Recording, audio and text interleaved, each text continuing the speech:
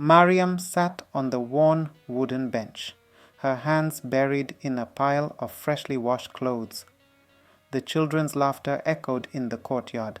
Her two, Aisha and little Hamid, and three more, the children of her husband's second wife, Rukaya.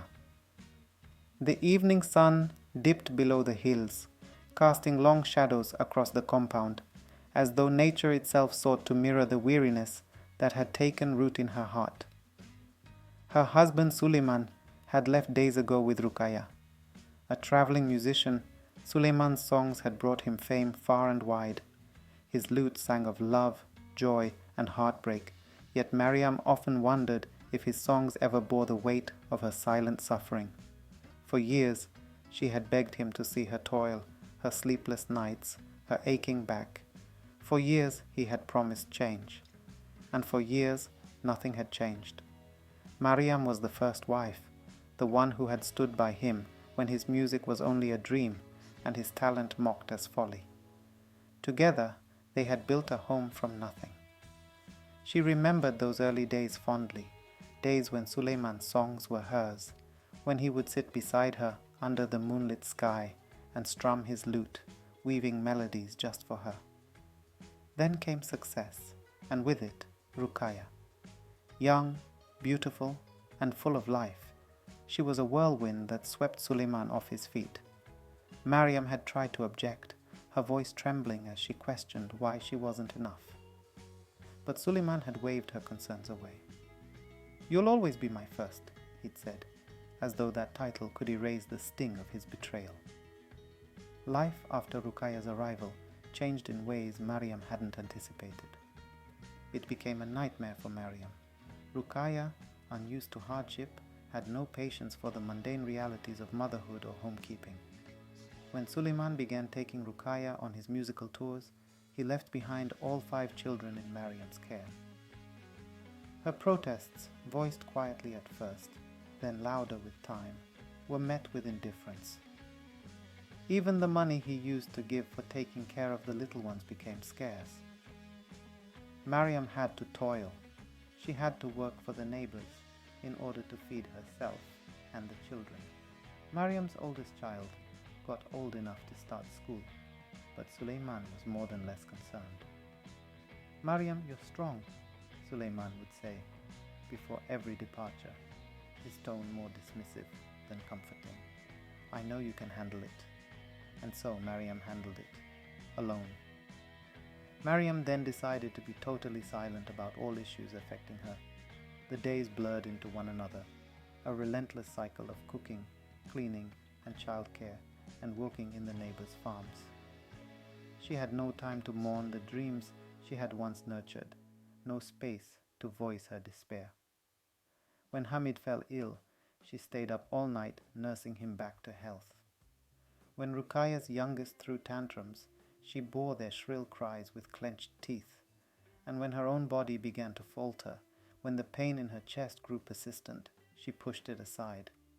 There was no room for weakness in Mariam's world.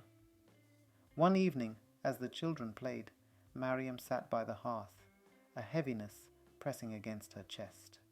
Her breath came in short, shallow gasps, but she forced herself to focus on peeling potatoes for the night's meal. Aisha noticed her mother growing weak and rushed to her side. "Mama, you don't look well," the girl whispered, her eyes wide with worry. But she was just a small child, barely 7 years old. "I'm fine, my child," Mariam replied, her voice barely audible. "There is still work to do."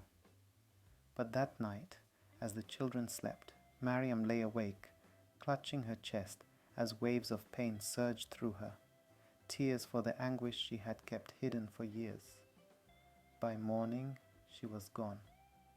News of Mariam's death reached Suleiman days later. He returned home, his face a mask of grief and guilt. The house was eerily quiet without her presence. For the first time, he noticed the wear on the walls, the neglected state of the farm, the tired faces of the children. He realized that Mariam had been the pillar of the home, holding up not just the roof over their heads, but the very fabric of their lives. Suleiman took up his lute, hoping to find solace in his music, but the melodies eluded him. His songs, once so vibrant, now felt hollow. He sat under the moonlit sky, strumming aimlessly until a melody began to take shape, a mournful tune, raw with regret and longing.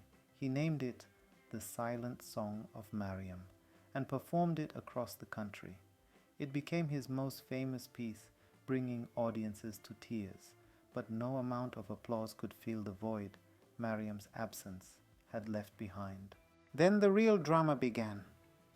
Suleiman would go for his performances, and as he strummed on his instruments and sang, his dead wife would suddenly appear and start dancing in front of him.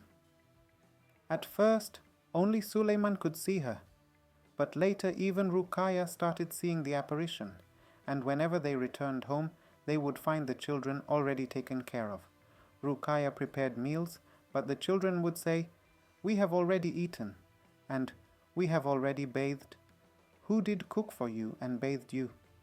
"Our mother, Mariam," they would reply. Suleiman and his wife Ruqayya were baffled.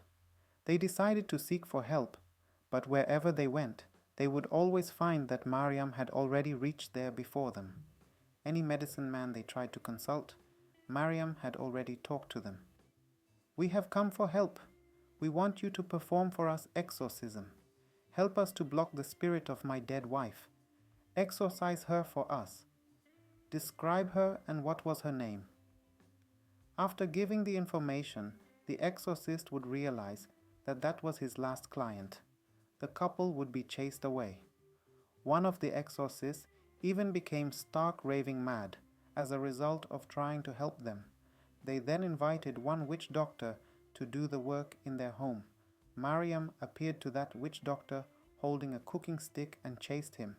He ran away shouting, and on reaching the vicinity of his own village, he fell down and died. The story about Suleiman and his wife spread far and wide, and everyone who heard it was completely perplexed. There was nowhere to get the help they so desperately needed. It became so bad that whenever they would cook food to eat, it would just vanish before they ate. They resorted to eating uncooked foods. Suleiman decided to become a beggar on the streets, but even that failed. Everyone who gave him anything ended up being attacked by the spirit of his late wife. One fateful day, Suleiman sat himself down and decided to give himself a proper talk. "Suleiman, you have no solution to this problem. You know very well how you ended up this way." His suffering was unbearable to him. He decided on a drastic action to end it all. He stuck a spear into the earth and fell onto it, and he died. The villagers gathered after hearing of his death, completely taken aback. "Oh, what do we do now?" they asked each other. But there was little they could do except to bury the dead Suleiman. Ruqayya became insane and left home and roamed around in marketplaces. Their children were divided among their distant relatives. The immediate relations feared to have anything to do with them, as they feared attacks from the dead Mariam's spirit. But wonder of wonders, that spirit apparently did not have any problem with the little ones. Mariam's silence had become loud enough for people to hear even from a distance. A piece of advice for all of us. Any help you are able to give to someone, do not wait until after their death.